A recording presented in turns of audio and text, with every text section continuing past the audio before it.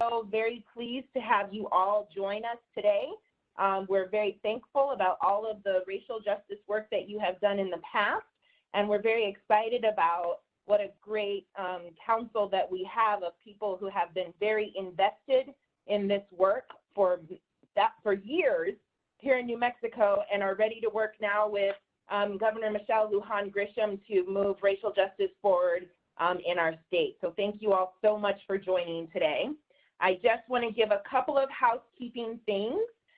You know, we are trying to make do with the pandemic restrictions that we have. So I appreciate you all joining us by this virtual meeting. We're really happy to be able to provide virtual viewing so that there are folks who are in our audience. They are muted and they're not able to ask questions as they would in an in-person environment, but that we've set it up so that they can ask questions through the question and answer. So that if you are in the audience, you are muted, but you are welcome to put questions into the Q&A, and that we will have time for those at the end of the meeting. Also, we want to make sure that folks know we are recording this meeting. We do not plan on distributing it at this time, but just to let you know that we are recording it, and we'll figure out in future times how we might be able to use those recordings. The other thing is that we really ask that you pay very close attention to keeping yourself muted. We do have someone who is working with us on muting that, but it can be very difficult when there are 25 of us or 28 of us on the line. You know, that when you're not muted, we hear everything that's happening in your background, and it also causes feedback for us when someone else is talking. So we ask that when you are not talking, if you keep yourself muted, that would be very helpful to us. There are 3 people on the call today that I want to make sure that we introduce. These are folks who will be supporting us in this work. They are state employees who have volunteered to support this endeavor. So they will be staffing our subcommittees as well as being on the main committee's calls. They'll be making sure that you get all the information that you need, making sure that we're keeping notes, and making sure that they can liaison between the main committee and also the subcommittees. So I'm going to ask them to go ahead and introduce themselves. And Shawnee, if I can have you start. Hi, everyone. My name is Shawnee Harvey. I am the Cabinet Secretary's Assistant for Economic Development, and I will be helping to staff the Public Safety and Law Enforcement Subcommittee. I'm very grateful to be here. Thank you for having me. Thanks so much. And then if I can have Tammy introduce yourself. Hi, I'm Tammy Watson. I work for the Office of African American Affairs, the executive assistant to the Cabinet Secretary right now, which is Miss Amy, interim. I will be working with the Education Subcommittee, and nice to meet everybody. Great. And Kaylee, can I have you introduce yourself?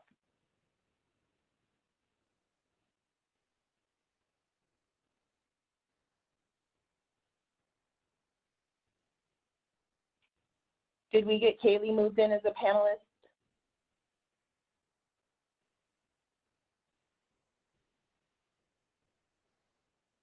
Kaylee, can you hear us? Can you introduce yourself?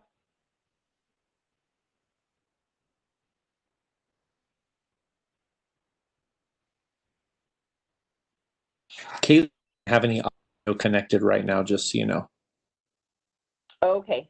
Kaylee, if I can have you hit the 3 dots, and under there do the audio connection so that you'll be able to speak, and we'll move on to the next thing. And when you have audio connection, we'd be really happy to have you introduce yourself. So the next thing that we would like to have a discussion about is to talk about how often we would like this council to meet. You know, very often councils meet once per month. But we are talking about really moving forward a lot of things, and so we want to put it forward to you all of what would be the great amount of time to meet. You know, once a month, does that work for folks? And we think that we can get some other things done through email and other communications, or do folks think we need to move faster? I'll just put that out for a general reaction, and if folks want to voice their opinion, please unmute yourself. It's Mikkel speaking, and I think we should go 2 times minimum a month. There's so much going on and so much that needs to be fixed or changed that I think it would be really beneficial to meet more than once a month, if it's okay with everybody's schedule. I am seeing a lot of nods from folks and thumbs up. So is that, folks are feeling that pretty well? I can agree with that. Okay. And then I see from Corrine, 2 times per month with emails in between. Does that sound good to folks? Okay. Can we set some very general times right now? This one seems to be a good time that works for folks. Can we go every other Monday from 4 to 6? Okay, Joanna says not on Mondays, she has city council meetings. Can we move that to Tuesdays, every other Tuesdays, 4 to 6?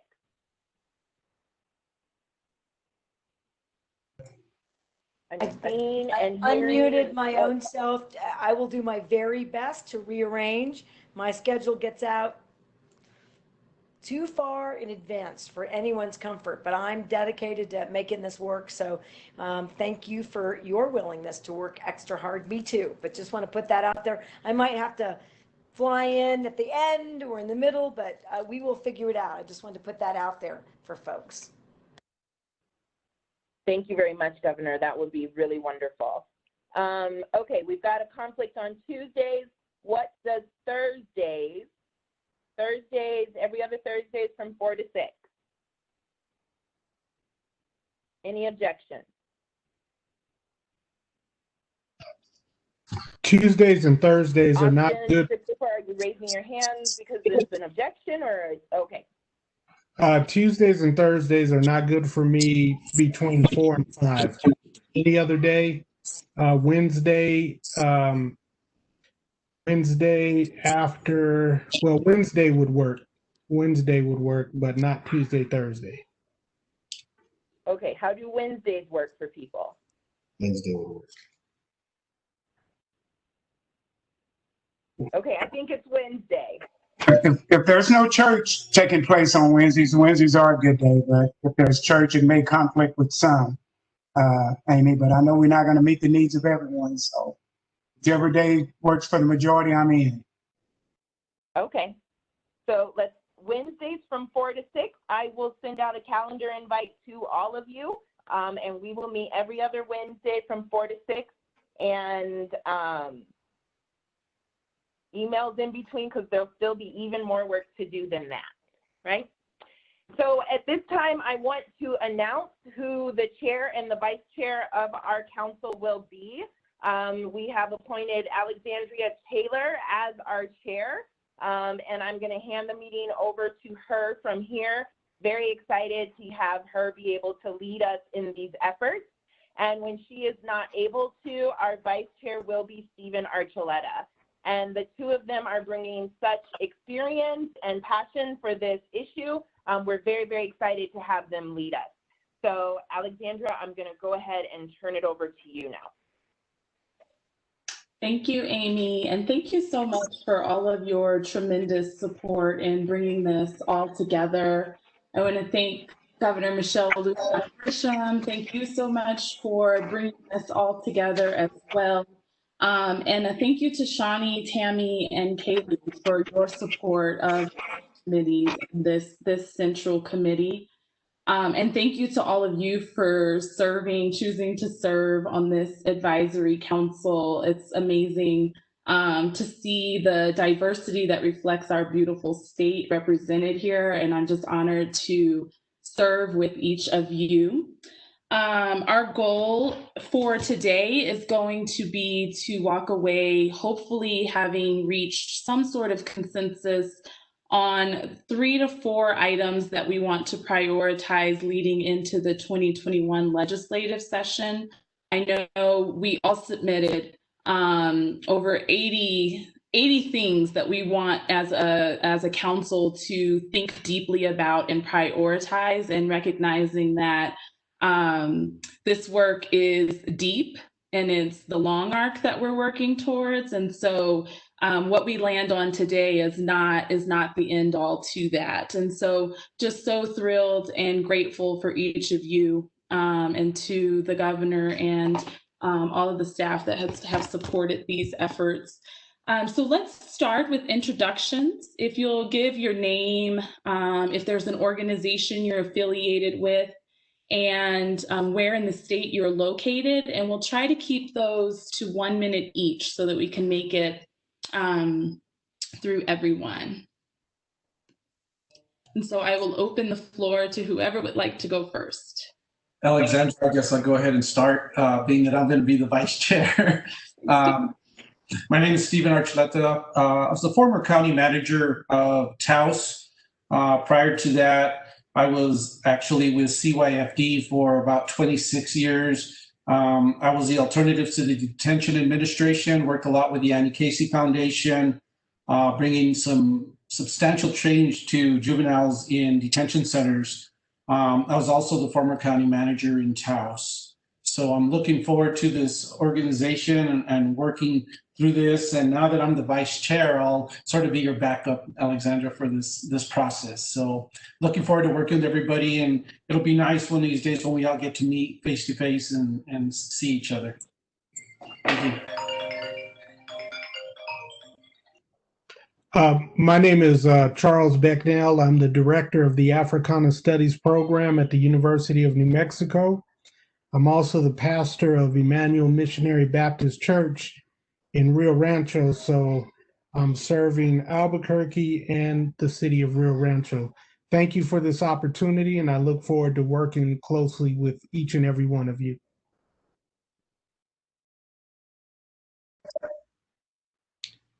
Good afternoon.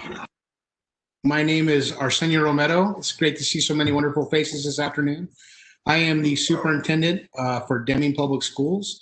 I'm also a regent for New Mexico State University.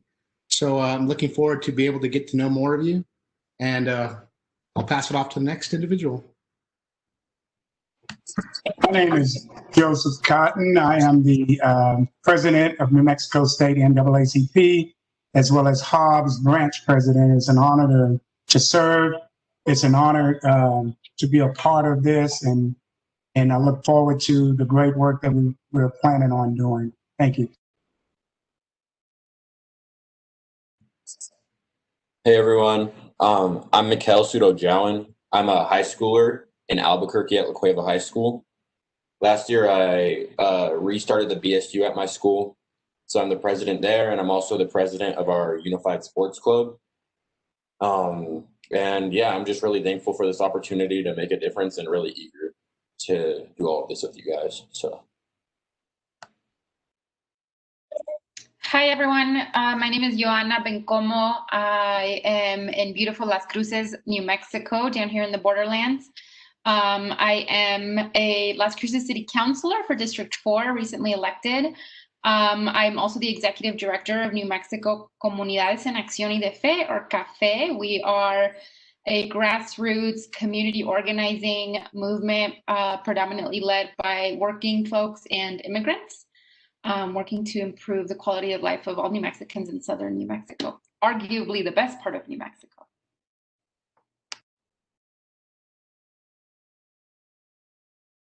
Hi, I'm Rob Lemick, the CEO of the Jewish Federation of New Mexico, and just honored and delighted to be working with all of you on perhaps the most important issue of our time. Hey everyone, I'm Alexis Rayal. I go back and forth between Santa Fe and Albuquerque. I'm currently an MBA student at the University of New Mexico, and I'm just really happy to be here with all of you. Thank you. Hello, everyone. Good afternoon. Austin Wiaki. I'm in Albuquerque, New Mexico. I work with a group called Neva Education Project and NM Native Vote, Cochiti, Zuni, and Navajo. And yeah, I look forward to working with all of you.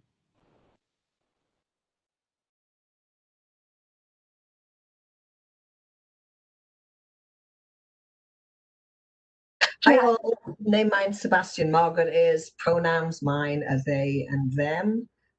Me live Santa Fe in New Mexico. Disability does mind speech effect, but where we don't, we will figure that out. Me am the founder of the Disability Project, which houses at the Transgender Law Center, which has offices in New York and in California.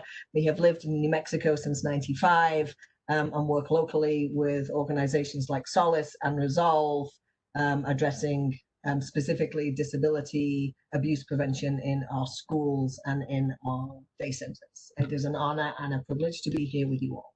Thank you. Yeah, everyone. My name is Jacqueline Russell, she, her. I am connecting from the lands of the Tamaya people.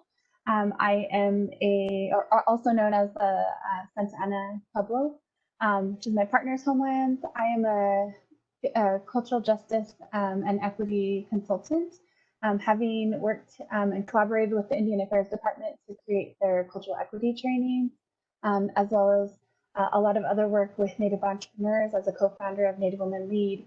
So I'm very, very grateful to be here. Yeah.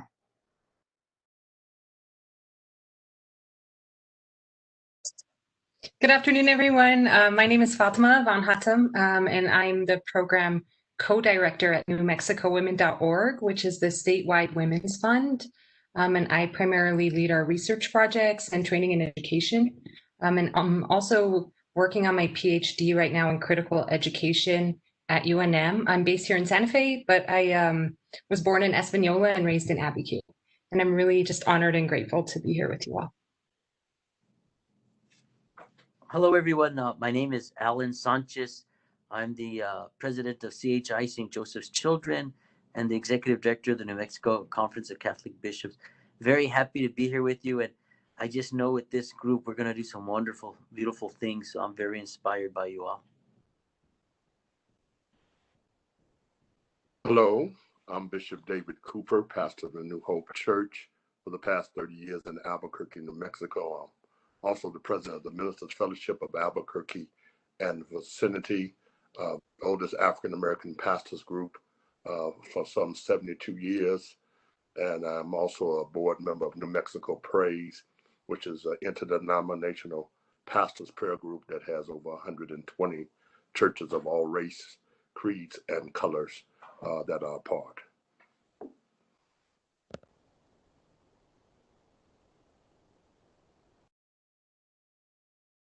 Hello, this is Marian Mendecera with El Centro de Igualdad y Derechos, a documented immigrant from Guadalajara, Mexico, raised in Albuquerque, New Mexico. And El Centro, it's an immigrant rights and workers' justice organization that organizes, agitates, and mobilizes through a social justice, racial, and economic lens. And we use issue-based as well as electoral engagement with the goal of shaping an equitable New Mexico for all.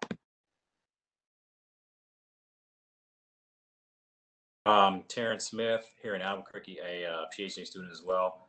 Currently work with Johnson & Johnson, field co-chair for diversity and inclusion, as well as global representative for diversity and inclusion and leadership development.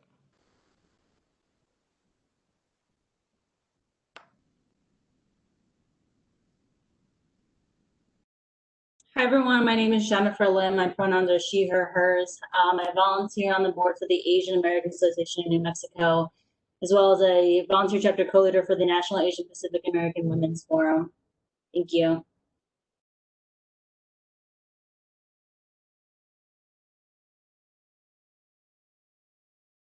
Hello, everyone.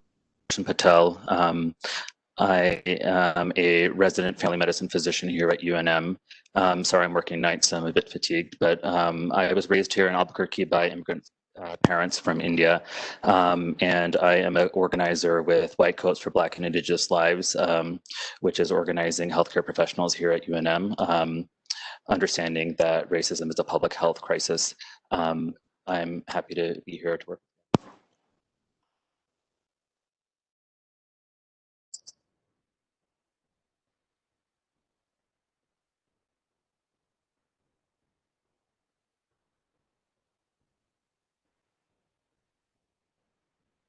Hello, my name is Corinne Sanchez Ubiak-Indi. I'm from San Ildefonso Pueblo and director of Tewa Women United, located in Espanola, New Mexico, and really excited to be on this with all of you.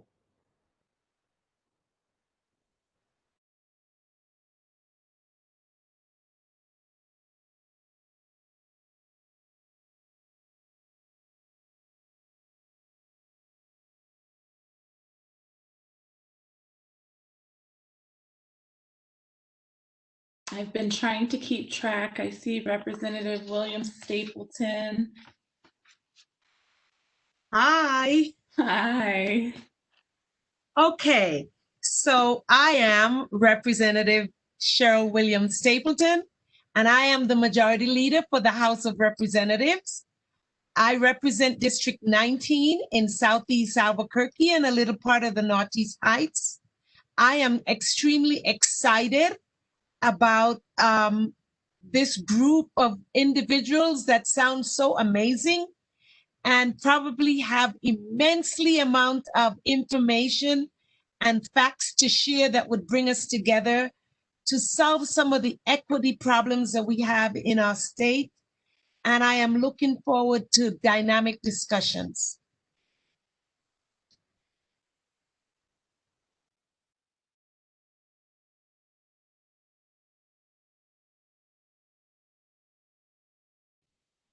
I just wanted to give space for anyone who has not had the opportunity to introduce themselves. Seeing none, we'll move forward. Thank you all. It's so good to get to meet many of you for the first time and to be reconnected with others. And so we'll move on our agenda and hear from Governor Michelle Lujan Grisham. Thank you, Alexandria, and to everyone, including, I feel terrible, Dr. Patel, that in your most fatigued environment, we're asking you to give even more. And that's really the embodiment of this council. So everyone has 10 full-time jobs, including, given the issues that we're seeing play out around the world and in our country, whatever advocacy and additional community things that we dedicate ourselves to, I know that you've been deeply involved in doing that as well. It was tough first to figure out how to get a group large enough to represent all the diverse issues and expertise and the number of New Mexicans who quite frankly wanted to participate. So that was hard, and I appreciate everyone who dug in to help us do that. I hope this becomes kind of a dynamic council and we figure out other ways to engage New Mexicans and experts even around the country to help us navigate and identify the best strategies. We'll identify ourselves, right, as the networkers and leaders to make that happen. So I want us to be open-minded as we think about ways to tackle every single issue. That's the next thing I wanted to say. I'm very impressed. It is very easy given, I'll do this, the national framing of some of the race relations issues in police brutality, something we got to take on, and making sure that we are looking at police reform and public safety issues. Everyone's listed any number of aspects there that we can address, should address, and may need legislative reforms or statutory shifts in order to do that as effectively as we would like to. But the discourse and the agenda has to be far greater than the national spotlight. And this is a council that early on has already identified any number of things from healthcare and education and just the way in which New Mexico approaches it. Third, I want to take one of the resolution ideas right off the table, not because I disagree, because I don't get to disagree. My job is to embrace and to think about ways to make us successful. I'm the barrier remover, and I want to make sure that we're bringing to bear on problem solving the weight of all of state government.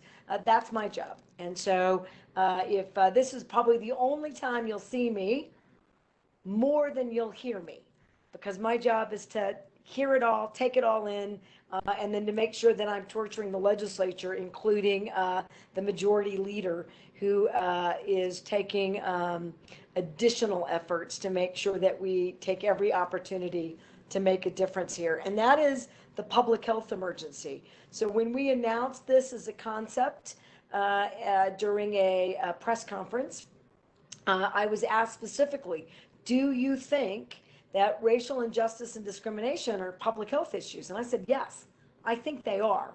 And if we're going to address it in a larger context and make sure that everything that we do is looked at from that lens, I think we have to own that it is.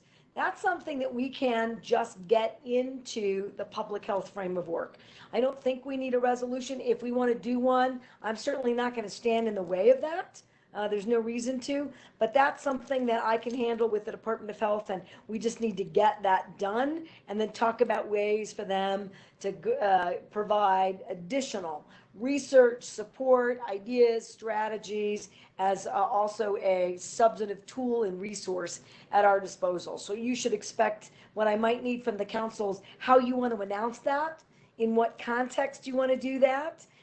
Is there a better way to showcase that or not? But that's something that we don't have to work on. Although I do think you should see the language about how we declare it and what it means. So we'll get that into our next meeting. We'll have a draft. And just want to let you know that we don't have to boss around the Department of Health. You leave that to me. I'll boss them around because they're going to tell you unequivocally that every evidence-based scientist and public health expert there has already come to the very same conclusion that we have. So that's an easy one. And then last, I'm really excited about this. I see no wrong door to making a difference. You know, the Civil Rights Commission is going to have a much, as you've already discussed, very narrow. I should be careful about that. We're certainly not telling them you can only do this before the legislature. But they're not going to, in the context of how they're going to work, be able to tackle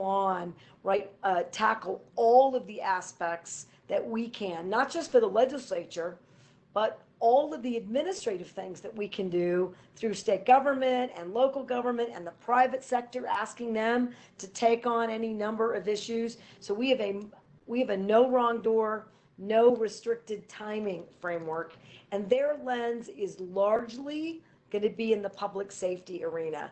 And we're going to make sure that you got access as they have their first meetings and sort of put their agenda together. We'll make sure that that gets to this fine group so that we don't trip over each other or have any issues where we think that we might need more clarification. And then I promise Alexandria, this is the last thing. You know, I can't thank Alexandria and Amy and the other clear early folks that I picked on and just asked them to help us. You know, Amy has literally another 10 full-time jobs at CYFD. She's doing all of them. And I don't thank Amy enough. I just take for granted that she's a powerhouse and can make it happen. So Amy, I wanted to do that with the council. We are grateful to you. I am grateful to you, and for other key leaders that I have actually sort of picked on. I've reached out and said, I need you to do this and that and help me make sure that we have a geographic, very diverse group with a lot of different ideas and energy about how New Mexico could lead the nation in really working to resolve these issues while recognizing these are 200 years in the making. And so not all of it gets fixed immediately, but we should desire to do so anyway. And I feel like everybody does.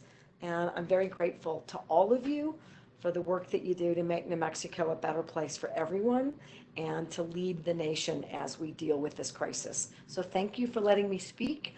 And I'm going to mute and take copious notes about how I can make sure that I'm doing my job to help this council.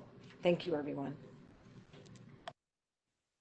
Thank you, Governor. Thank you for your leadership, for your energy, and for really inspiring all of us here that are committed to actually doing something. And I think it's hopeful to know that as we are all volunteering our time on this council, that this work will lead to change in our state. And it's not just a council in name, but that we really want to have an impact and see change happen.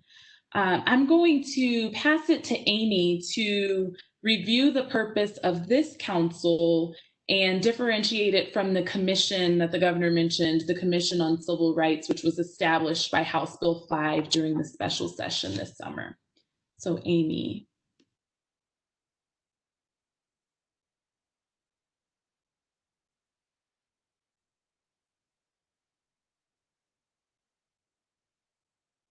Amy, I think you're muted.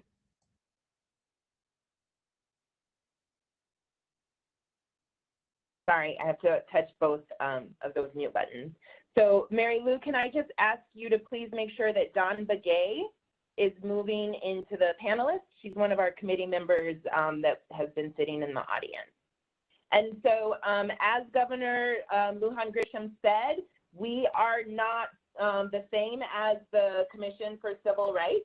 And so we do want to make sure that we are not tackling the same things they are or duplicating the work that they're doing. And she gave a really great understanding of how we are different.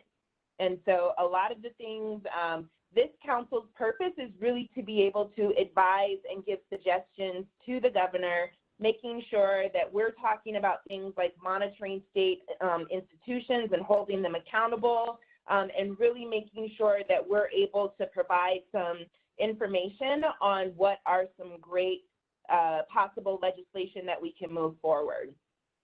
We want to really focus on, in this next few months, what can we push forward and make as suggestions for things that we can do in this upcoming session that starts in January 2021. And so while we intend to be a council that goes moving forward past the session, we also want to make sure that our initial work that we focus on right now is really focused on what we can do for that session and what we can suggest and advise on for that session. The other thing that we really can do is we can focus on our state institutions and information that we want to get from them and information that we want them to provide for us, as well as information that we want them to look into. And so that's where this council really will be focused. And then I'm going to go ahead and turn it back to Alexandria so that we can start a conversation around what are those areas that we want to focus on. Thank you, Amy. I wanted to give a moment to see if Dawn wants to introduce yourself since you were just added. Hi, thank you. Yes, my name is Dawn Begay. I am Danette with the Navajo Nation. I am the Native American Affairs Coordinator with the City of Albuquerque Office of Equity and Inclusion. I am based here in Albuquerque, New Mexico, but as I mentioned in the chat, I do have family that are all over the Navajo Nation as well. So thank you for allowing me this time to speak. Thank you, Dawn. Great. So we want to move into discussion about key areas of focus for the council, with the emphasis on, as Amy was saying, trying to prioritize 3 or 4 priorities leading into the upcoming legislative session in January 2021. Earlier today, Amy sent out a document that included goals and actions that were a bit of a synthesis of, like I mentioned, the 80+ points of focus that were sent in after this council was announced. A lot of overlap in things that we are all committed to and priorities we would all like to see. So I just want to open the floor for a moment for us to begin discussing some of these items and to think about what can rise to the top. We have a fairly large group, and reaching consensus in a group like this can take some work, but I think we're all committed to doing that work. And so I'll open the floor just to hear initial thoughts of what folks are thinking about. This is Bishop Cooper. Afternoon to everyone. All of the things that Amy sent earlier were great. I didn't see an economic portion. And of course, whenever we talk about racism, we have to have some conversations about economic empowerment. So that's something I think we need to add in some way, because a lot of this is racism is based on economic power from the beginning. And so we need to address that as a state. Thank you. Thank you, Bishop Cooper. Hi, buddy. Sebastian is me. Apologize for my video off being Disability Mind. Time some means that if me spend too much time in front of the camera, me am fried. Me just want to echo and add on to Bishop Cooper what you shared in connection to the absence of a disability-specific consideration, ask, or place to kind of dig in, whether that's this session or forward moving, in part to just have a deep clarity about the connection between ableism and racial justice, the way ableism both fuels and perpetuates white supremacy, and how evident that is in the way disparity plays out in our state, and kind of across the nation. And with particular excitement about how not only just this body of brilliance that's gathered here but the way New Mexico in particular has always kind of led the way, me think, the nation for around how diversity, equity, and inclusion can actually look, and the multiple ways that can center typically marginalized or excluded experiences and perspectives. So that's my brief request, is an exploration about what that's disability connected can we add in, as well as really a very deep interest to hear from folks here representing Indigenous voices and sovereignty issues, as that too seem to be absent. So I'm curious to learn what that might be and to be in an aligned, supportive role in connection to that. Thank you. Thank you so much, Sebastian. I think so important for us in any conversation that we're having on this council to be coming from a deeply intersectional lens. And I hope that all of the voices represented here really enriches that conversation and that analysis. So thank you. Hello, everyone. I'd like to just add to the conversation. As we are going day by day through this new reality that we have in this pandemic, it's really brought out into the public view very dramatically the equity issues that are facing us across the state. And with this, there's just some things I want to be able to bring up that I think that this council could do some great justice in when it comes to dealing with some of those equity issues. Just as simple as access to some basic things that you and I know that I do take for granted sometimes, like stable internet access to technology to help us learn, just be able to be provided breakfast, lunch, and dinner on a daily basis, and the access to be able to have healthcare when needed. So I think this would be a great opportunity to be able to tackle some of these issues. And it's just really kind of hit us square in the face with this pandemic that we're now hitting. Thank you. Thank you, Arsenio. So I just wanted to underline the census is ending at the end of September. It was not supposed to end then. It got moved up a whole month.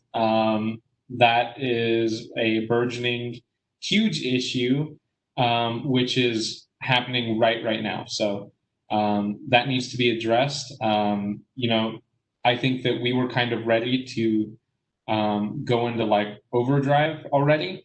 So we didn't necessarily have the ground pulled out from under us, but there are a lot of tribes who have had the rug pulled out. So, everyone was timing it out to be ready to go by October. And now we're short a month, which is going to cause a massive undercount, which we know affects people of color way more than people who live in urban areas. So, it is going to be really, really crucial that we as a state make sure that we stand strong against that and that we fight hard to extend that date.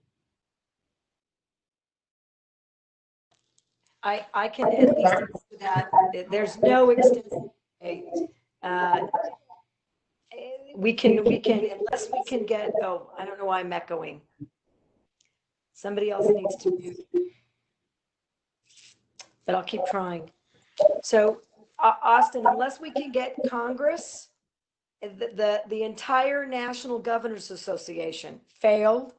They are now, I'm going to give you, everyone on this call, more bad news. I'm furious. You know, instead of going to the households door to door, which with as the most meaningful COVID safe practices we can do, they're going, as far as I can tell, neighborhood to neighborhood with known already household responses. They're not going to new ones. I've seen it go. It's we're getting constant complaints about it all over the state. So, you know, this may be a place where we can get, I promised I wasn't going to talk, but I never give up. So I don't want to say, oh, I'm going to give up, but I just want us to be clear. They're going to take all those folks home. They have no interest in doing it right. It is a shameful trick, in my estimation, by the current administration to undercount states, particularly. I'm going to be a bit, we're in an election year, poor states, Democratic states. I'm just outraged by the whole scene. But this may be a place where I could take a little bit of extra leadership role, Austin, and ask all the different tribal leaders to join me in a letter just talking about how awful this is. And I do want to submit that I believe, I can't promise this agenda happens. Should there be a change in the White House, I would expect that the National Governors Association asks the Biden White House to have a special census enrollment period, like re-enrollment period, like they do for Medicare when things don't quite work out right. So that's why I am both panicked, appalled, upset, felt maybe you heard like I sounded a little bit defeatist. I didn't quite mean that, but I know that we'll get deaf ears in response to the current effort. But I do think we should keep it up. And I just wanted to tell you where we are and agree with you that that's a significant issue.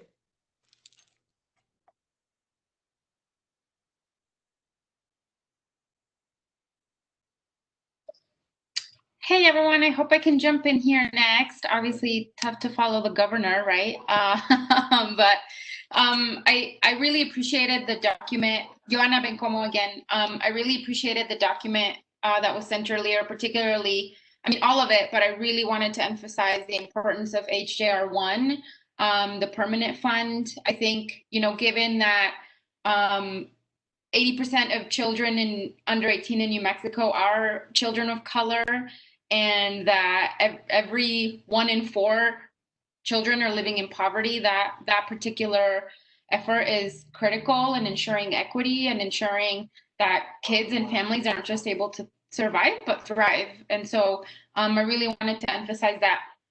I think I would love more clarity on some of the public safety things that the other commission will be tackling versus us, because you know, as I was reading the document, I also wanted to know the intersection of law enforcement and immigration status, and ensuring that we're also looking at policies that allow for law enforcement, sheriff's departments, local police departments to collaborate with ICE, and in our case, in the border, ICE and/or Border Patrol. And a simple parking ticket, a simple speeding ticket could lead to deportation of an undocumented New Mexican. And so I wanted to make sure I lifted up some of those intersections in terms of law enforcement as well. Thank you. Hello, everyone. Joe Cotton, NAACP. Again, thanks for this great opportunity. So far, what everyone is saying, I don't think there's going to be a wrong suggestion or wrong answer. We just know we have a crisis here and a major thing.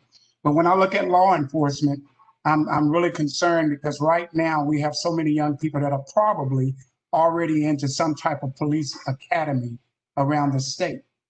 And if they're using outdated material on how they train law enforcement officers, or if each community are training themselves and using their own curriculum, we need to look at that. And I like the mandated part.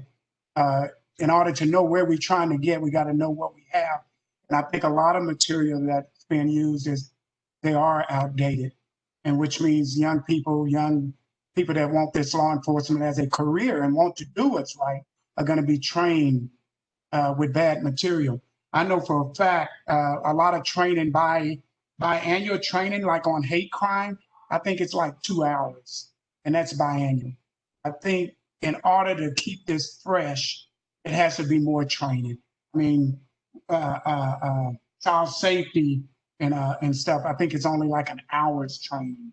And I just think we need to look at how often these courses are being refreshed. I think we need to look at the curriculum when a law enforcement go into the academy, how they're being trained and what they leave out of there with, because it's important. They're the first ones we see on the street. And that's why we end up where we're at right now. So I'm looking forward to knowing what's on the books around the state, what can be changed or what can be improved, or if we have any outdated book things on the books, how do we work toward bringing that stuff up to date? Thank you. You know, Hey, Rob Lennox here. Oh, sorry. Please. Okay, I don't mean to be talking again so soon. So just really quick on that, I think that there's a lot of important stuff for municipalities coming up where police unions are being renegotiated. And that's going to be really, really important that we keep our eyes on that. I know Albuquerque is negotiating that, I think this year. And it is something that really should be much more in the front of people's mind. If people want like policing reform starting from curriculum levels, we need to look at the way that the police unions are being negotiated and keep our eyes on that. I know we're not all in Albuquerque, but you know, it is an almost city where we can run some interesting pilots and try to lead stuff here, as long as we have police unions fighting against change. So keeping our eye on that, individually, our organizations, and as a group and coalition, making sure that we're conscious of that. Our subcommittees, I believe, are scheduled to start meeting next week. And so I wonder if this is an issue we can recommend to the Public Safety and Law Enforcement Subcommittee to further discuss and report back to the Central Committee, looking at the training issues that Mr. Cotton brings up, as well as the intersection between law enforcement and immigration that City Councilor Bencomo brought up as well. And I'm making note of that, and Shawnee, if we can send that to your subcommittee. Alexandria, can I weigh in for a minute about that as well? I just, I think training is so important, but, the police department of Minneapolis was one of the best trained in the country. And I don't know if you all were following the Derek Sanderlin situation in San Jose, and he was a community trainer that for years trained the San Jose Police Department in anti-racism and implicit bias. And that same police department actually shot him. And then he's no longer able to have kids. They shot him in the groin. And I would just say, training matters, but diversion matters more. And, if you look at the 911 dispatch reports, computer-aided dispatch reports from around the country, we know that less than 20% of calls are for serious crime incidents. And we know from police themselves that almost 90% of police action is social services related. So before we even invest in training law enforcement more, I think we should invest in investigating diversion. Most of what the police are responding to are issues of mental health, their general health emergencies, homelessness, domestic violence, things that they're actually not trained to respond to, which I think everybody on this commission probably knows. So before training and investing more money into police to train them, I would rather, our commission and in general look at how do we divert away from law enforcement who's not trained? How do we invest in more social workers and mental health aid workers, mental health first aid to respond to these situations before effectively doing training, which we've seen hasn't worked? And then I just while I'm speaking would say what was really exciting to me in the document, which thank you all so much for preparing it. I can see it took a lot of work, but the resolution looking at racial justice impact assessments on all legislation and looking at public education. Those two pieces are really exciting. Alexandria, this is Alan Sanchez again. With the legislature coming upon us, it'll come faster than we think. Before you know it, it's here. And I think we've seen a number of places in the document that you gave us, there is a need for analysis. I think with there'll be 2,000 bills introduced in a 60-day session, and there needs to be a component of analysis for. And 1,900 of them will be Allen's. Yeah, I always do 5. There's only 5, the same 5 for 10 years. But anyway, these 2,000 bills come through. We have to have some form of analysis. The same way they're doing the economic impact, there has to be what's the racial impact on every piece of that legislation. And we would start making the greatest systemic change because of all these bills coming forward. Bills that we like or bills that we don't like, they'll be going through that same process. So I'm not too sure how we make that happen, but I'll do some research on it, talk to some of the legislators and see through the legislative council that we can start to see that analysis is there. And both sides of the aisle have their analysis going on. We need to be that piece. The other parts is that there's low-hanging fruit. There's a lot of work that's been done over the last decade by many groups that really now there's opportunities to get things through. And like Senator Linda Lopez's SB 90, we need to get that. It has to happen right off the bat so we can get this work rolling along. And then the economic impact. I was happy to see that Johanna brought up the HJR1. HJR1 will create 4,000 jobs over a 3-year period for mostly women. And we just saw that the trust hit 20 billion for the first time.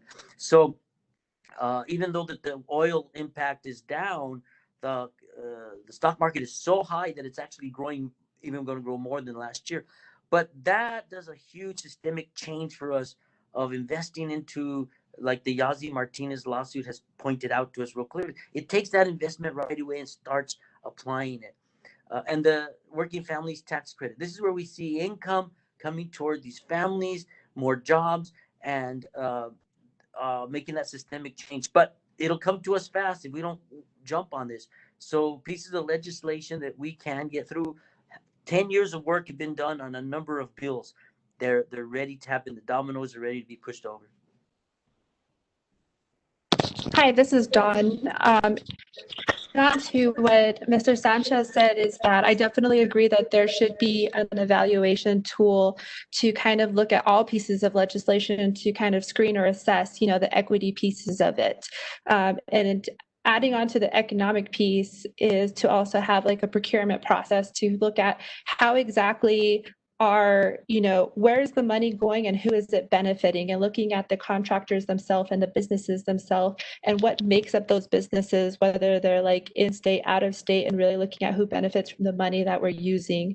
As part of that tool is to really we have to look at the impact of like which communities are we trying to impact the most, actually have a measurable outcome and a performance measure to see if whether or not these type of equity tools that we're using are really creating an effect in the communities that we intend them to. So that way, as we're dealing with multiple, different categories, whether it's, census, economic development, disability, this tool could kind of help be a screening process or kind of help us evaluate whether or not we're really making differences in those areas. But if I were to kind of look into like specific areas, one of the things would be the procurement process to really look at how, who's benefiting from the money. But then in addition to that would also be to the communications piece. We mentioned that we really want to communicate with a larger, broader people, but we need to evaluate how accessible our language access piece, are we communicating with the communities in the appropriate language, in the appropriate mediums, so that they can apply and take advantage and know of these services and fundings that are available across the state? I think all these ideas are awesome. and I'm just going to try to take it back to the law enforcement. Please misdirect me if I'm wrong. One of my issues, this council come across with because of George Floyd. And I don't know if you guys saw last night, Joseph Baker was shot in the back. So I think one of the issues we need to make sure that we're addressing is the accountability of police officers. Qualified immunity is a huge issue. And if we can't find some way to create some consequence from the intentional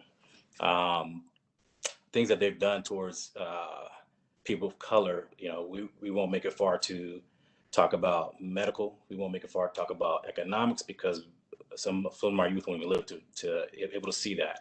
So I don't know if we can tackle it, but I really feel like qualified immunity should be something we address and move forward and see how we can kind of start creating accountability and get a win and keep moving from that. Any thoughts? Terrence, thank you. Steve Archuleta.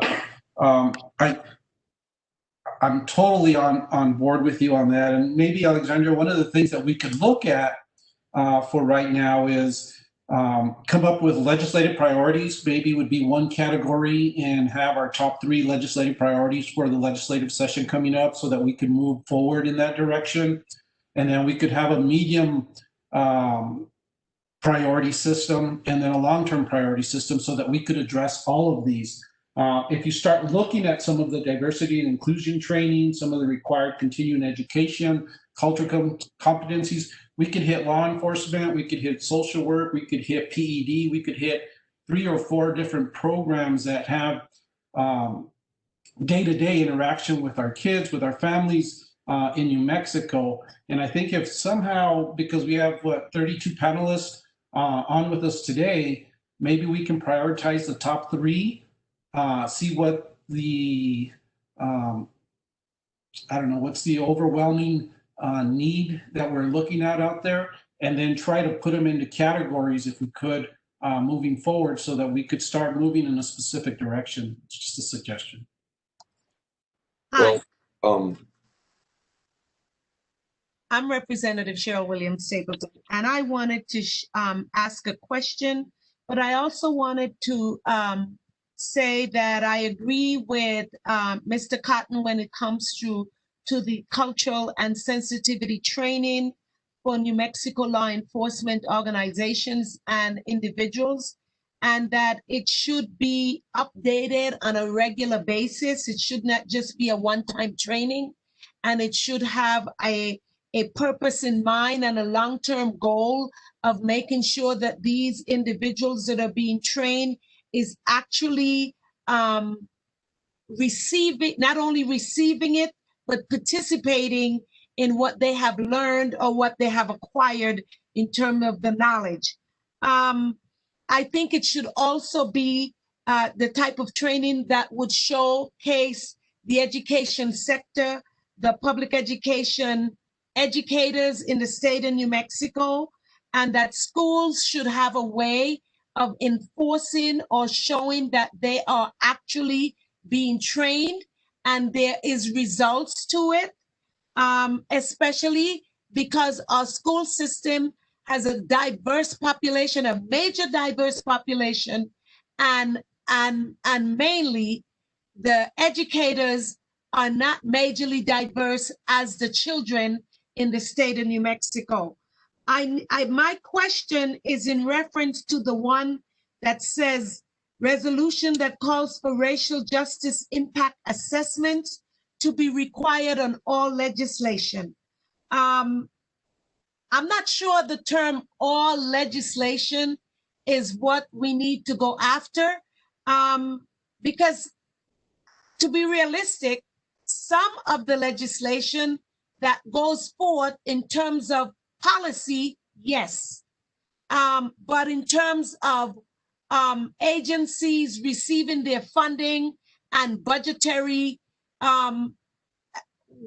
we must look at how we're going to tie the assessment to it, because agencies currently have performance measures that they have to follow, have evaluation system that's already in place and established by all agencies, by procurement procedures. Now, the question is, how do we tie the assessment to the legislation? And there is multitude of legislation that comes in a 60-day session. And I agree, some of the legislation are extremely biased to certain groups of people. And so we would definitely have to look at how do you infiltrate some of those organizations that receive funding through agencies, but they are either nonprofit or they are either independent and private and may not follow the directives on whatever assessment comes out based on cultural and sensitivity attitudes towards racism. Thank you. Thank you, Representative Stapleton. I just want to interrupt again because I feel like I need to make sure that we have some housekeeping following. I want to remind everyone that we are recording this. I want to remind folks in our audience that we are recording this. We do not know if we'll be able to distribute it, but that is something we will talk about as we move forward. So I just want to make sure we reminded that to folks, and also remind folks that the Commission on Civil Rights will be focusing on immunity, qualified immunity. And so we will support the work that they do. Hopefully we will find a way for them to report to us and us to report to them, but that they are researching qualified immunity. And I feel like, Mikkel, someone is telling me that you had your mic unmuted and we're trying to talk. Yes, it's Mikkel speaking. And everyone here is talking about law enforcement for the most part, this past period of time. And they're all separate issues. So police affiliation with ICE, police training, those are separate issues. But there are things that we can do to like group them together and try and come to a starting point on that.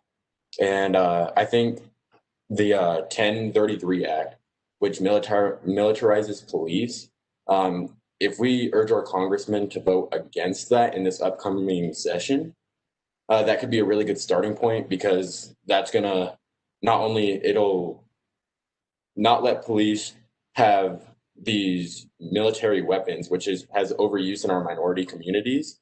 It's going to change training, the training mindset from like acting like military and going in with that mindset to these to more, I don't know the word for it, I'm sorry, where we're acting on more social problems like homelessness and domestic violence, and not going in there like the military. That's a job for the military.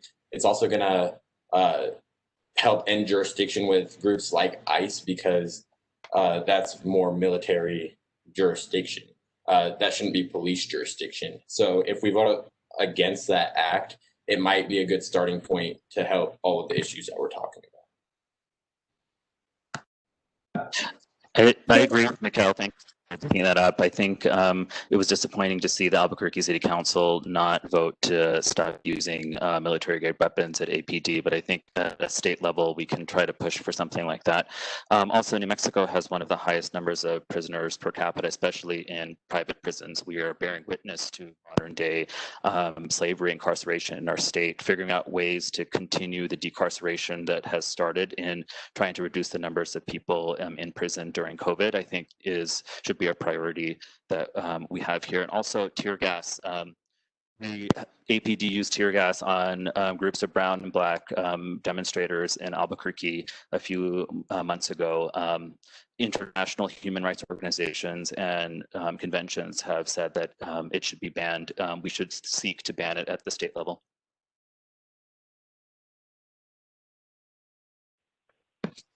Hi, I don't know if you can hear me. Is it working now? Because I didn't get a chance to introduce myself earlier on today. Hi, everyone. I'm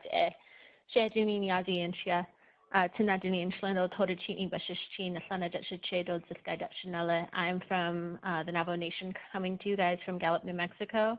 I just want to uphold that last suggestion, but also bring back what one of our relatives brought up about ableism and the link to white supremacy. and wanting to highlight the Indigenous representative voices here, because I really appreciate the naming of that and the centering of that, because that's what connects all of these issues. Now, if we're going to talk about training, and I looked at the list of training and the bullet points, there's nothing in there explicitly pointing out training on white supremacy or settler colonialism, which is at the root cause of a lot of the systemic inequalities and forms of oppression that our communities of color are challenged by. This is not only the root cause of material poverty, but it also has a direct relation to why so many communities lack critical infrastructure. And so I think centering that in our conversations, but also in our process, you know, like we kind of jumped in, and I get there's a sense of urgency. I get we want to like capitalize on the low hanging fruit, but I feel like there's some policy mapping that needs to be done. In order to prioritize what those policies are. I really want to go deeper into this conversation about the racial justice analysis that should be done on all or any legislation, and also want to include that there also should be an ableism analysis lens tied to that because of the link to white supremacy. But also just in following protocols with our own group, you know, like I'm excited by the energy everyone's bringing here, but I want to know who I'm talking with too. Like, where are you from? What are your communities? Why are we not centering as Indigenous peoples prayer and acknowledgement of the traditional territories of the Indigenous peoples we're all coming from? And I think that the change that we need is systemic, and it's also behavioral. And it needs to start with us in our actions as a group and as a committee in order for it to reflect in anything that we produce as a group. And so those are my suggestions. There's other things about the other points, but I also want to highlight that in carrying that consciousness forward, we need to make sure that the people who don't feel supported and sharing their voice right here get called out and keep better track of who's being able to speak and who's not, and allow for that space for those relatives to equally share their wisdom. Just jump in real quick. I think that's a really important thing to say, and I think that's one of the things that we're really going to have to focus on in this format, right? Because it's very difficult. So I want to remind people, if you're not having a chance to talk, and Marion, I saw your chat in there, and so let's go to you very next, but that you do have the ability to raise your hand so that Alexandra can see you in the participant list there. So that is one option that you have to make sure that you're being heard. Also, I absolutely 100% agree with you about policy mapping and those kinds of things. And so what we want to really make sure we do today is choose those 2 or 3 things that we as a group really want to focus on, and then we can move in these next bi-weekly meetings to all of that structure that you're talking about. But we really want to make sure that we start from what is our key focus areas going to be, and then we can move into that structure moving forward. So Marion, thank you so much for being patient, and please jump in here. Thank you. And as we all know, COVID-19 has really exacerbated many of the existing social, economic, and racial disparities that we're seeing in New Mexico. But for us, some of the things that, as we're member-based in Albuquerque, that we've been seeing is that access to paid sick leave is really essential at a state level. And even though there is already paid sick leave provided by the feds, many of our communities don't have access to it. Many of the workers that we work with call us on the daily basis saying that they have to put their job at risk just because they've been tested positive. And it really undermines the efforts for a public health emergency when workers feel that they have to go to work when they don't have access to paid sick leave just because their employer is not providing it. So I think that if we're looking at a state solution for low-wage workers to have access to paid sick leave, we're really looking at this issue as a racial justice lens issue. For workers that work as domestic workers, for workers that are in the grocery stores, right? To have access, that's something so basic to really enhance our efforts for public health emergency. Also, another issue before the other participant can take place, it's access to relief. As you all know, it was super intentional that a lot of our immigrant and undocumented families and other relatives within our communities were not included in efforts for CARES Act and did not receive a stimulus checks. So we need to be thinking about how do we make this more justice and equity based Many of our families are also struggling and can't rely on unemployment, whether because of their status, can't rely on safety net programs. And most of the only things that they were relying on were this money that was coming from government, but they didn't even qualify. So I think that if we're looking at an economic justice programs, that we should be looking into economic relief as well for families that were not included and don't qualify for any other type of just economic financial stability. So those are the two main ones that I would like to mention. Thank you. I see Dawn's hand up. Sorry. Is your hand up, Dawn?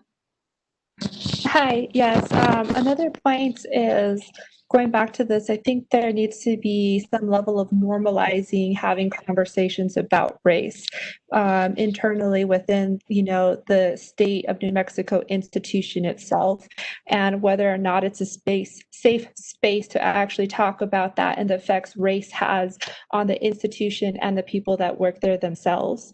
I think that's really a building block to understand like how these inequities are formed and how they're sustained through certain types of decisions. And it's hard to do that when you're not able to talk about it or feel safe talking about that. And that's something that the state has control over, is that piece. But in addition to that is, kind of lost my train of thought. If I remember it, I'll bring it up. But I think that's one of the key pieces too, is really looking at that, and that can kind of lead up to trainings and additional things that we're talking about. If I remember my other point, I'll raise my hand again.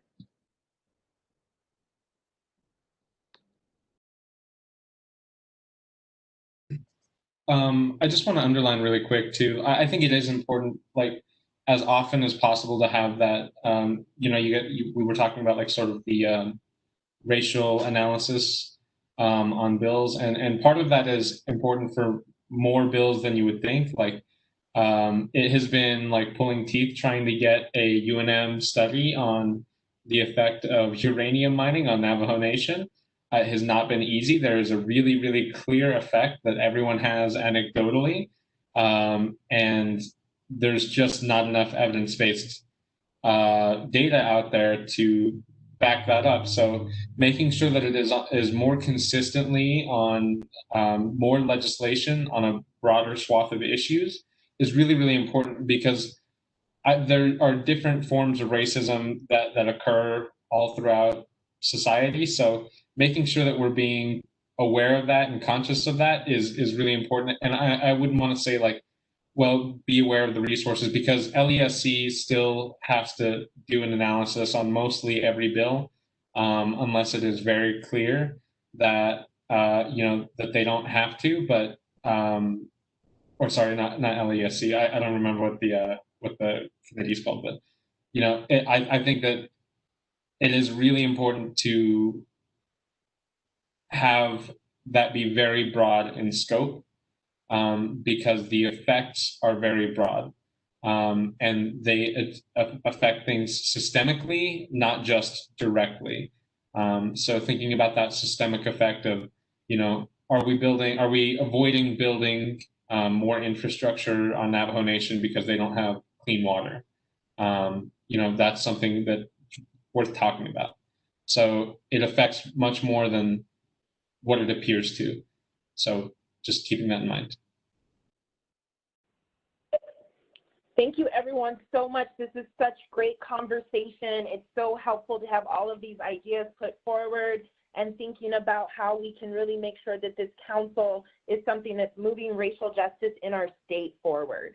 And so what I want to ask you to do is look at the document that you were emailed today.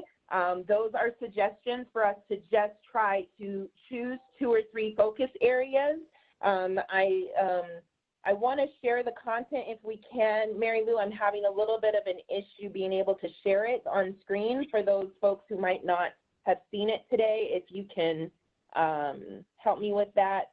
And so what we want to look at is what out of those documents, or if there's something completely outside of that, what 2 or 3 things do we want to focus on as a council?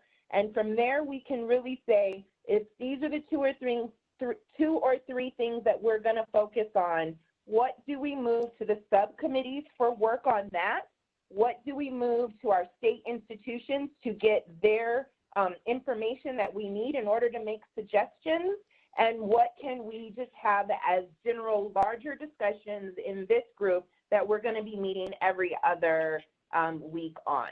So if I can have people just focus on that document for a second, what do you see on there that should be priority for this council to focus on?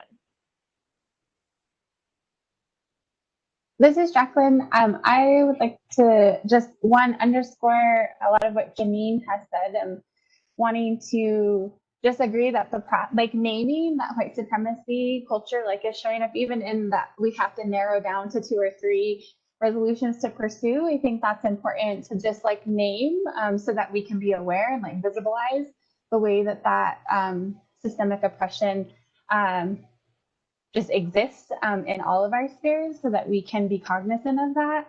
I think in addition to that, and kind of bringing it to one of the suggestions that I know I supported, was really just the issue of racialized spatiality, here in New Mexico. So how there are numerous amounts of streets, parks, statues dedicated to colonizers, and the way that the dismantling of those types of racialized homages to just oppressors can really have a damaging effect to individuals from BIPOC communities. I think in addition to that, by being able to remove, to me, I see this as a low-hanging fruit of something that is very, very doable to change.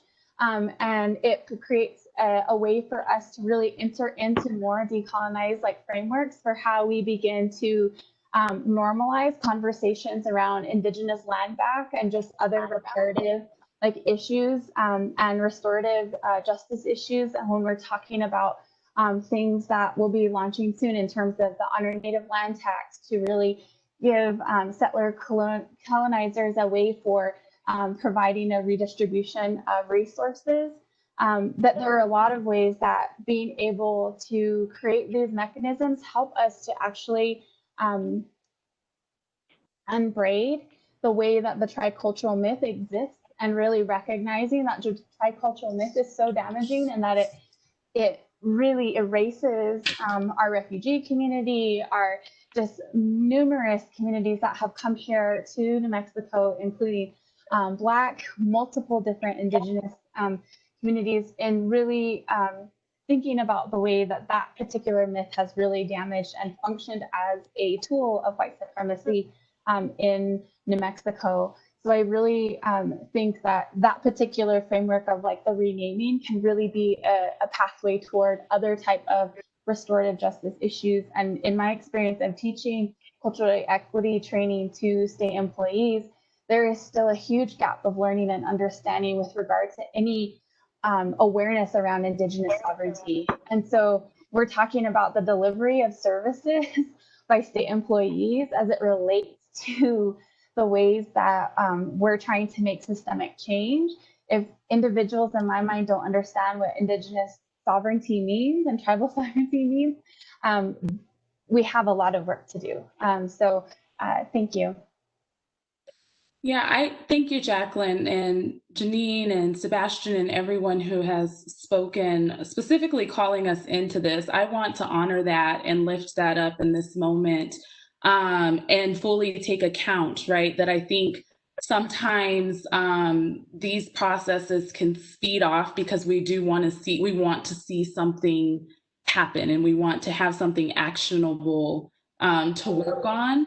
And I just want to honor the what I'm hearing, and also what I know, even though I didn't put it into practice today, about it actually being okay to slow things down, right? And that we don't have to pick up the same tools of these systems that this council is actually seeking to address. And so I want to offer that I was really in a listening mode to hear what was coming up. I heard the issues around the racial justice impact assessments being one that multiple people spoke about today. And so wanting to honor that we take some time to think about how we come into this space in community together moving forward. And having shared this space today and being called in to think about that differently. And also the generosity of all of you in agreeing to meet biweekly. I think that that also gives us more space and time versus if we were looking at meeting once a month. And that also lends itself to us doing that deeper work as a council to build those trusting relationships, to build a beloved community together, to really go deep in doing this work, because the dismantling of white supremacy cannot be done on the surface. And so I just want to honor that space. I recognize that that may not lend itself to us having an actionable item, except for, I think what is really, really important is that we really think about how we deepen in that work for our next meeting in 2 weeks. Because the racial justice impact assessments came up so much, I would like to ask for consensus about whether that is one of the items that rises to the top of our list that we begin to look at over the next 2 weeks.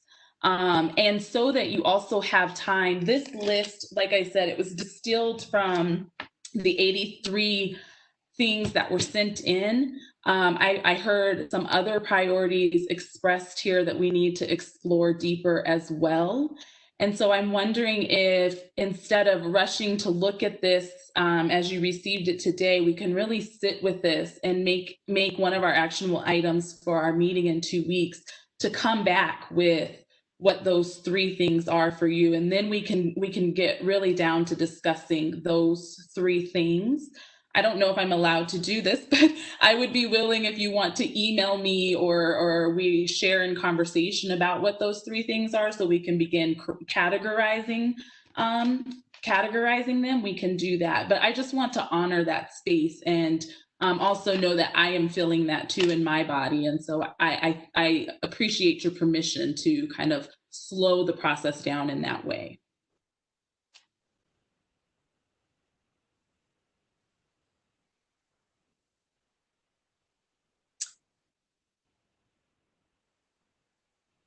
So I wanted to ask, is there any more discussion about that? How do folks feel about us moving the racial justice impact assessment to the top of our list right now as one of the things to be thinking about and exploring? And there's a question if we can have all of the priorities that were considered, that were submitted, shared with the group. Yes.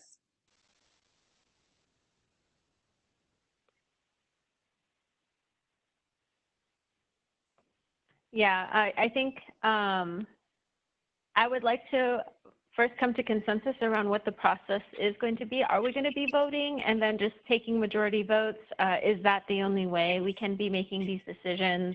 And I really do want to raise what's been already raised in the chat about using the language of cultural sensitivity. That's also in the training, and I think that will also leak into the racial justice analysis.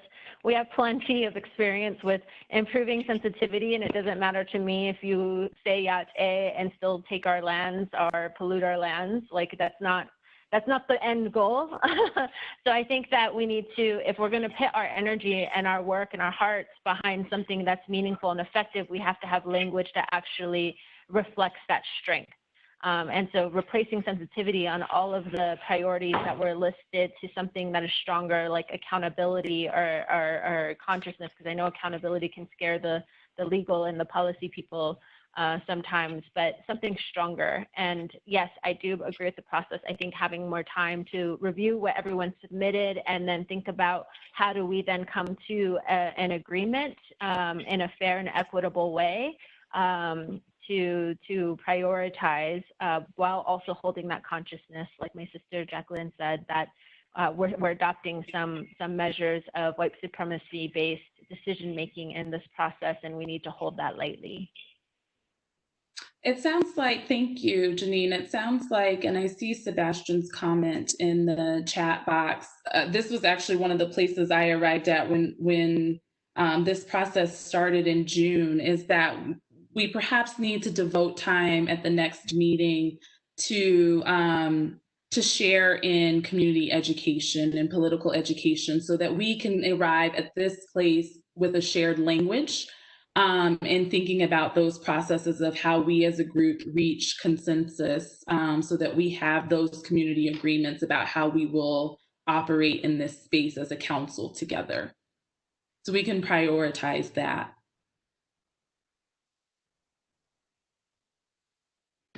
Alexandria, I had my hand up, so I'm just gonna jump in. That's okay. I know it's a lot to keep track of. I just wanted to point out, given that you said in terms of the making a priority, the assessment, I wanted to make sure I noticed that our sister Fatima said something really important in the chat a little while ago in terms of, you know, making budgetary decisions in terms of if can we analyze, and Fatima, I'm sorry if maybe you can explain it better. I just didn't want that to get lost because I thought it was really critical and important in terms of training versus diversion and what we should be encouraging our tax dollars going towards. So I'd love it if you jump in here. I just didn't want that to get lost in the chat.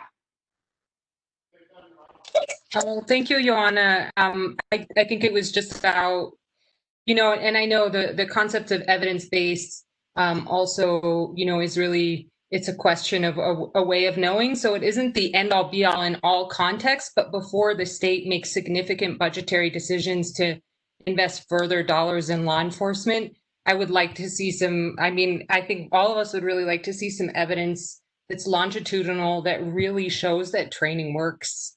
Because we've seen across the country, police have been trained and then they're still shooting Black people. They're still, you know, I mean, in terms of intersectionality and perpetrating violence against women and non-binary folks, we're seeing this across the country. And so before any significant budgetary decision is made, I think there really needs to be evidence to show that training and implicit bias workshops actually do work. So, but also just to say, Alexandria, I just wanted to say thank you for slowing down the process. And I think it'd be really helpful to just be able to sit with and meaningfully review the document that came today. And then I just defer to the group around the best way to come to a decision. Thank you, Fatima. We also have the ability to choose to reach our decisions at this council as a collective and from a consensus. It does not have to follow a majority vote or parliamentary procedures. We have the ability to shape that through our group agreements. And so I know that you asked, I think Janine asked that, and we can shape that process as we come into community in this space as well.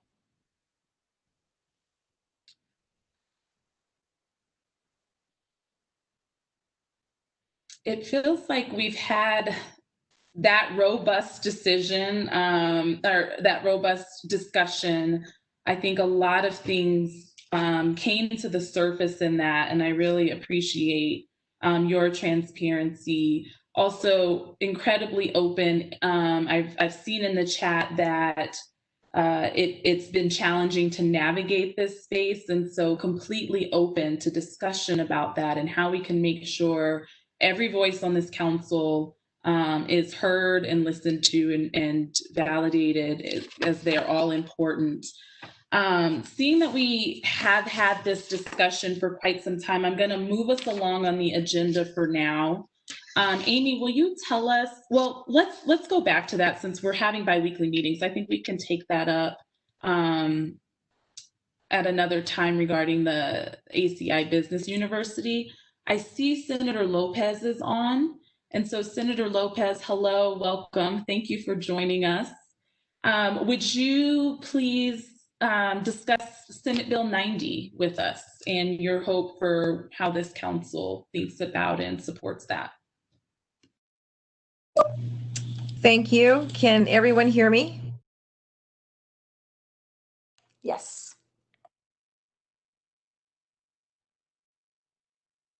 Internet. I apologize that I was late, but you also, I think, saw my email. We were just having a discussion on special education COVID-19 and how it affects many of our communities across the state, and especially a lot of our children of color too. So it was an important discussion, but we still have much work to do. The bill that I know is that was listed on the agenda, and I appreciate it being listed, deals with anti-institutionalized racism, and it's a start for where we can begin in the state government. And if I may do a caveat, I've introduced Senate Bill 90 and others throughout the last several years in support with colleagues from both the Senate and the House. And this last special session, the governor's office was gracious to put this on the agenda, and it was a little bit more cut down from what the original bill was, but that was hopefully to be able to get it to move through the special session so that the governor could sign it and we could begin something immediately. But as the legislative process works, it left the Senate, was in the House of Representatives and was amended. But during that short special session, we could not in the Senate remain to accept the amendments. So the bill went nowhere. So the bill that is on the agenda for today for consideration of support specifically is it's more inclusive. It talks about, and you can read it, of course, but it talks about for the state to begin the process of anti-racism training for us, each department, board commission that is in to look and to review what they have as a policy mission statement. And the bill also asks for those who are contract with the state of New Mexico to also have a statement that they have reviewed, adopted, etc., to be part of the mix. So that would also be inclusive of our public schools, school boards, anybody else who receives some of our state funding. So it is all encompassing, a very big endeavor. But from advocates that I had worked with many years in past, the public health group and many others, we felt this was an opportunity for us to bring this forward, because if you don't start at the top and work it all, to try and amend it back in later, it's going to be a little bit harder to move. It's just the way sometimes that the system has worked over the years. The other part of the bill deals with ethnic studies. And it was also part of there as to how we look within our public education system. So it's K through 20 to making sure that there's support for ethnic studies as it deals with those entities that do the education for our children. So it could be, of course, historical information, real-time information on our African-American community, our Latino community, Native American community, and Asian community. Those are usually the ones that we have been, that have been there with us. It doesn't mean it's limited to that, but it's also an opportunity for us in our education system to make sure that our students receive the real education, the real history and understanding of the cultures that we have here in our state. So that's just kind of briefly what's in there. But I'm hoping that, we can have more of a discussion. And again, I apologize for not being present, but I think it lends itself for us to get this through. I will also tell you that the legislature did pass it 3 years ago under then Governor Martinez. It passed both the Senate and the House, Senate Bill 90 as it is, but was vetoed by then Governor Martinez. So we were almost there, but we're back at it. And of course, with all of us here on this team, seeing what else we can do to, if it needs some changes, open to it, working with those others in our communities who have brought this bill forward, and let's get it done. So that's my short presentation. Thank you. Thank you, Senator Lopez. Is there a draft of the new bill that can be shared with this council for review? You're on mute, Senator. Oh, shoot. Okay, I'm learning. Bear with me. I'll make sure that I can get one sent out for us to review. And again, with the amendments that were placed in it for this past regular session, which was January, February, and the governor, of course, did give me a message on that one also too. So I know that our governor supports this immensely. Sorry I missed her conversation, but we can do this. And the legislature, I know, is very much in support. We'll get it through both chambers and up to the governor's office for her signature. Thank you, Senator, for your persistence on continuing to carry this bill. It has been referenced several times in our discussion today. I think one of the things that has really come to this group today that we will be reaching a community agreement about is that we want to make sure everybody has time to review the materials before we as a council take any kind of action or agree in any kind of way of what the council is supporting. So if we can get that out to the council for review, we can discuss that moving forward. Yes, Senator. I'm sorry, and I did send out also in our email the Crown Act, and I know it was briefly mentioned. Senator Cedillo Lopez and myself are co-sponsoring it in the Senate. We're still looking for some House members to work with us on the House side, but we should have a draft ready for us that I can send out to you probably by early next week. So as soon as we get a draft, I will also forward that for us to review here on the council too. And again, the Crown Act deals with for those for hairstyles, culturally sensitive, and all of the issues that have been in the news, but that have been a long time, been detrimental for what actions are taking place, whether it be not just in our public school system, but also in places of work. So I'll bring that forward as soon as we get that draft. I'll send it over. Senator, this is Representative Stapleton. I'm sponsoring that one in the House.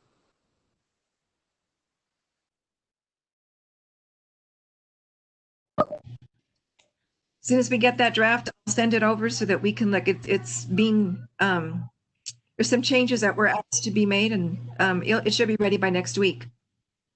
Thank you. Thank you, Senator. I want to acknowledge what's happening in the chat. Yes, we will send out the full document with all 80 plus priorities that were sent in from council members for us to consider and read over so that we can make decisions as a group on that. And we'll also save this chat to review because I don't believe I've caught everything. Were there any questions for Senator Lopez at this time?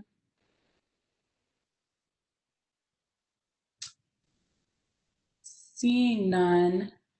Amy, would you like to share about the ACI Business University?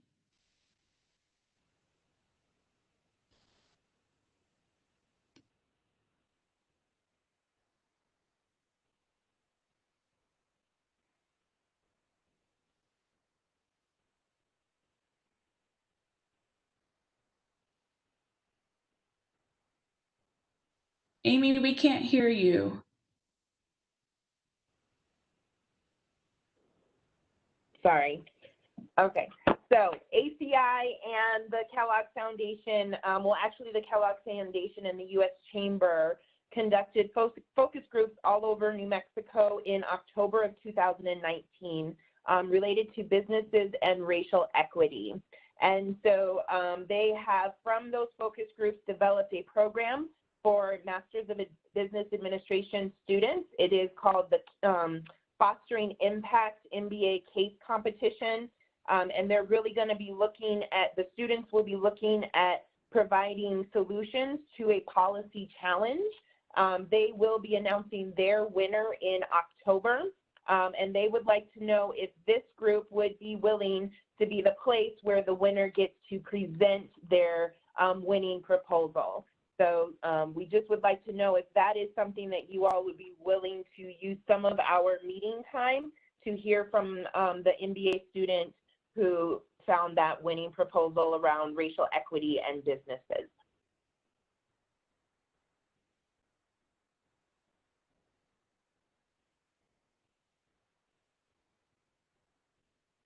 I see a few thumbs up and head nods.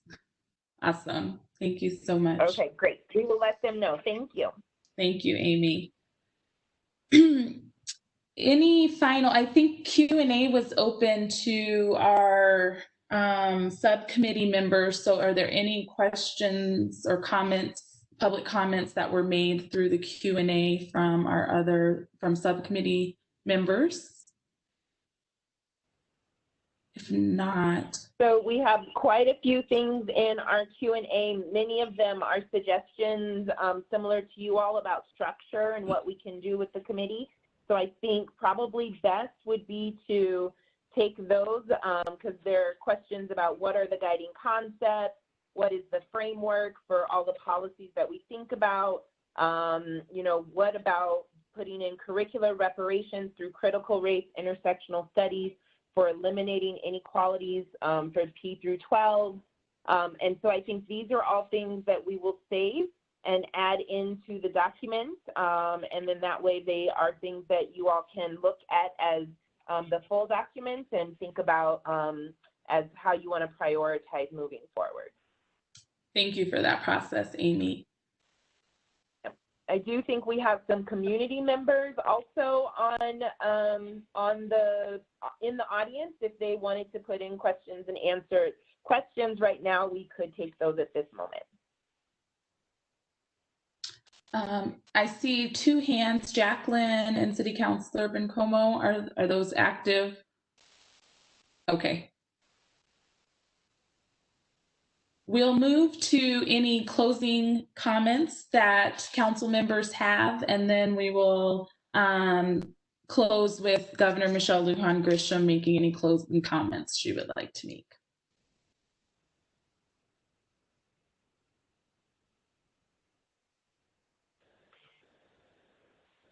I just want to say thank you to everyone and sharing all of your brilliance, and thank you, Alexandria, for moderating and responding to some of our requests to slow the process down. I think this is all really beneficial to start off on the right foot and to do this work with a deeper consciousness and respect of the diversity and the diversity of challenges and lived experiences in our state. And I also want to thank our Governor, Michelle Lujan Grisham, for having the foresight and the wisdom to create this council in the first place. And I look forward immensely to working with each and every one of you to make some deep systemic changes that will benefit all of the people in our state and serve as a model for the greater Southwest area.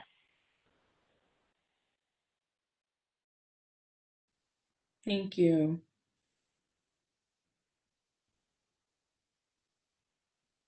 Any other final closing comments? Really appreciate the richness of the discussion today and all that you all brought to this space. And seeing none, Governor, we'll close with your comments. Well, I want to honor the conversation. If this was easy, one person could just wave a magic wand and deal with structural racism. It isn't going to be easy, and it's going to require folks to, as many of you so articulately pointed out, it's going to take a deeper understanding of where we come at this from and where we see it going. But I would push back a little that these are not mutually exclusive concepts. That having what we identify, you know, the easy nomenclature is priorities. You know, what can you get done and when can you get it done? Because when you don't do that, it becomes material for excuses for a private sector or for a local body of government or for state government. And there are things that we can tackle quickly and earnestly and respectfully, even though we don't include it in what I'm going to call the richness of mutual respect about a process that really is inclusive. So I want to put that out there. And this is going to sound, and I don't mean it to, but as an example that I found myself in this same sort of tug of war about how you do things well. So as an example, when I was campaigning to be governor, you know, when I would be interviewed or folks would try to get us to, you know, narrow your platform. What is your single biggest priority? What is it? Well, I said, look, New Mexicans are my priority. So if we're going to figure out the quality of life and improve that, it's everything, right? It's the bigger picture issues we're already looking at. It was public safety and education and healthcare and economic security and building on an economic agenda and diversification of such and environmental justice, all of those things. But I also set agendas about what we can get done in a legislative session. You get 60 days, what we can get done before that, what we can get done after that, and then create a platform where we're not intimidated by things that we get done immediately, things that we know take longer, by wanting to evaluate our work. We should be able to do all of the above. So don't let that word, that's my advice, or not advice. I don't want to give advice to this council. You're going to give it to me. But when I think about priorities, I don't think about rushing or limiting. I think about another strategy in a basket full of strategies that make it really clear to not only the precious time and commitments of everybody on this call, but to New Mexicans that this is really a call to action. And so just wanted people to be in my head about how I think about that. And that shouldn't drive you to make one decision or another, but I hope gives a different perspective, maybe, because all of these perspectives are going to be important for us to be successful. And I heard that loud and clear, and I really appreciate being able to hear that. But I thought that might be a bit useful, because there has been some really good work that didn't quite get implemented in the way that it should, or funded in the way that it should. And, you know, we have funding debates in education that are tough and need to keep happening, right? If we're going to meet the needs of our students, lifelong learning, frankly, for everyone. And we're going to have them again, I have no doubt. And we're going to have them again, every state is, and states who take seriously our race relations opportunity here to get it right, because we've been doing exactly as a nation the opposite of that. You're going to have a federal government that's faced with the worst national debt ever, the largest federal deficit ever, and every state, including New Mexico, is looking at deficit spending. We're looking at $2 billion in the hole coming up to the next legislative session. So I'm not daunted by that challenge. I am motivated by that challenge to do as much as we can, to do everything we know that will make a difference.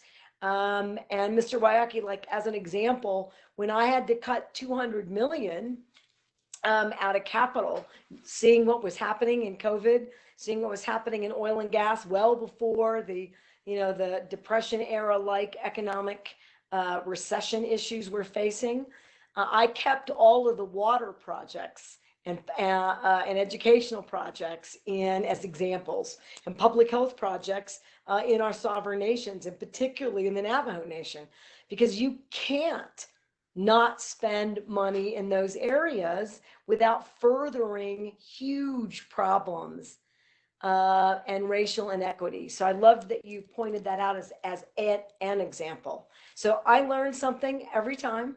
I'm grateful to you all, more than I can adequately express. And I'm ready to get to work on any number of things. And I thank you, Alexandria, for running an incredible meeting, and Amy and all of the other state folks who stepped up to the plate, who don't have to do this extra work. They're doing it because they believe in this effort, and they want to do everything they can to make sure that we're successful. So I appreciate each and every one of you. Thanks. Thank you, Lujan Grisham. Based on our conversation at the onset of our meeting today, it looks like our next meeting would be September 9th, Wednesday, September 9th, from 4 to 6 p.m. And we will work together to get you all the full list of priorities that were sent in, as well as scheduling those meetings. So for September, it looks like it would be September 9th and September 23rd for our council meeting dates. So much gratitude for all of you really coming today and sharing and being in community together. And I don't know what the best contact is. I did include my cell phone and email address in the chat box. but I am open to connecting and want to connect as much as you have the capacity to with individual members of the council in between our biweekly meetings as well. And we will be in touch, and we'll see you on the 9th. Thank you all so very much. Bye-bye.